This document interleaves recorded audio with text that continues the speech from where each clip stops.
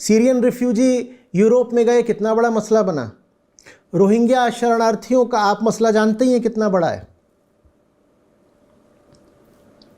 ये 10 करोड़ लोगों को शरण कौन देने वाला है? कोई नहीं। लेकिन ये घुसेंगे क्योंकि इनके पास तो अब जमीन ही नहीं है, जमीन तो पानी के नीचे चली गई, तो कहां रहें? तो ये दूसरी तरफ को भागेंगे। और इनके पास खाने को अन्न नहीं है तो ये भागेंगे। फिर राष्ट्रों के बीच होंगे युद्ध।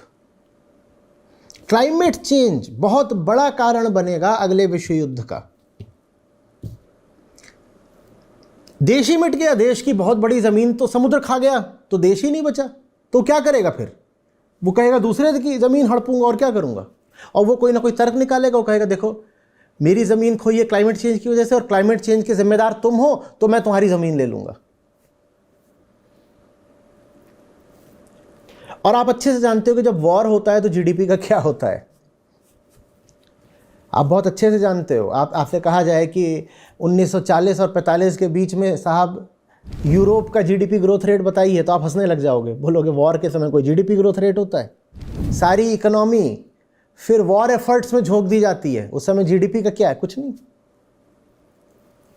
आपसे कहा जाए 1965 और 1971 में भारत का जीडीपी देखिएगा, उन 2 सालों में जीडीपी ग्रोथ रेट कितना है, तो आपको समझ में आएगा कि जब वॉर चल रहा होता है तो जीडीपी ऐसे गिरता है। कौन सा प्रोडक्शन? उस समय बस एक इंडस्ट्री होती है जो मुनाफा कमाती है, Wars industry, weapons industry, ammunition, और जो कुछ भी सैनिकों के और युद्ध के काम आ रहा होता है वो बस मुनाफा कमाता है, बाकी कुछ नहीं मुनाफा कमाता, सब बर्बाद हो जाता है। पूरे के पूरे शहर खलाक हो जाते हैं, ऐसी बॉम्बिंग हो रही है, कौन सा जीडीपी? वॉर चल रहा है, आप क्या रेगुलर ऑफिस जाओगे काम करने? वॉर चल रहा है कि आपको इंटरनेट मिलता रहेगा काम करने के लिए? वॉर चल रहा है, किसान जाकर के क्या फसलों पे काम करेगा, खेतों में? तो ये हमें भयानक सज़ा मिलने वाली है कि जिस प्रॉस्पेरिटी और पैसे के लिए हमने पूरी पृथ्वी बर्बाद कर दी, हमसे वो प्रॉस्पेरिटी भी छिनने वाली है। The economic effects of climate change are back breaking. हमसे तो छोटा मोटा रिसेशन नहीं झेला जाता, रिसेशन भी छोड़ो, स्लो डाउन नहीं झेला जाता हमसे। इकोनॉमी 7% की जगह 4% पे ग्रो करने लगे, ग्रो ही कर रही है, बस 7 की जगह 5 हो जाए तुम्हारी हालत खराब हो जाती है। अरे ये क्या हो गया, ये क्या हो गया। कितनी इंडस्ट्रीज हैं जो कोलैप्स करने लग जाती हैं। हाँ, क्लाइमेट चेंज इतना ही नहीं करेगा कि वो 7% का 5% कर देगा, वो 7 को 0 से भी नीचे कर देगा। इसी तरह से जो मेडिकल कॉस्ट्स हैं क्लाइमेट चेंज की, थोड़ा उनके बारे में आप पढ़िएगा। कई ट्रिलियन डॉलर की सिर्फ मेडिकल कॉस्ट है क्लाइमेट चेंज की।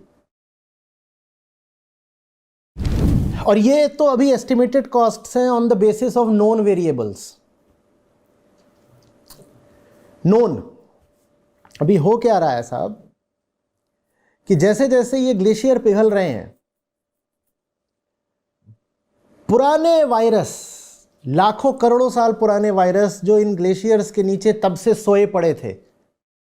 वायरस ऐसी चीज होती है, वो कुछ हद तक केमिकल की तरह होती है। जैसे केमिकल कभी नहीं ना, आप कहीं पे नमक छोड़ दीजिए तो ऐसा थोड़ी है कि 100 साल बाद 500 साल बाद।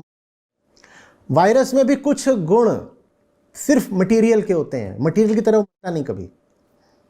तो लाखों साल पुराने वायरस भी ग्लेशियर्स के नीचे सोए पड़े रहते हैं, डॉर्मेंट। उनके ऊपर बर्फ पड़ी हुई थी, तो ग्लेशियर, वो जो वायरस है, कुछ कर नहीं सकता।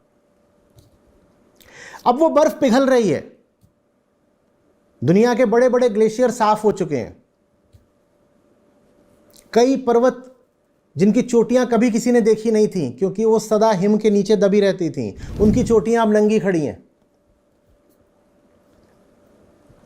कभी किसी ने उन चोटियों को आज तक देखा ही नहीं था, उन पर सदा बर्फ रहती थी। एक चीज होती है जिसको बोलते हैं स्नो लाइन।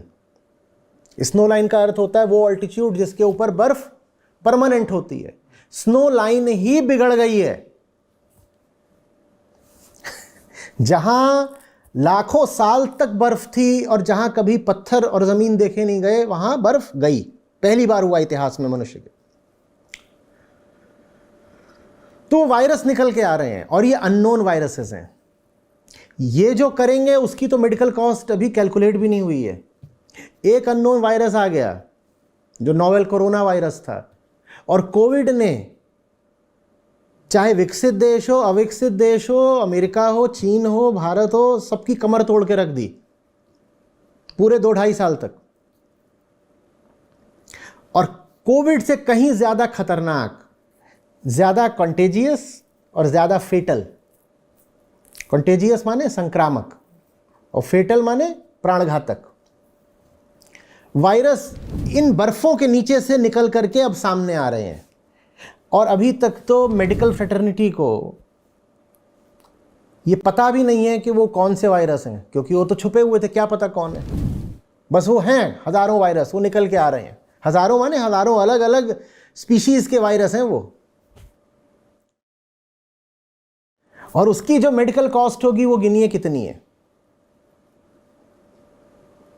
ये करा है क्लाइमेट चेंज ने। एक तो समस्या क्या हो जाती है ना, हम ऐसे बात करते हैं, अच्छा औसत तापमान 1.5 डिग्री बढ़ गया, तो हमें लगता है 1.5 डिग्री तो कुछ होता ही नहीं। जो वार्निंग देने भी आते हैं वो बोलते हैं 3 डिग्री बढ़ गया, 4 डिग्री बढ़ गया। हम कहते हैं 3-4 डिग्री ठीक है, 30 का 35 हो जाएगा, 36 का 40 हो गया।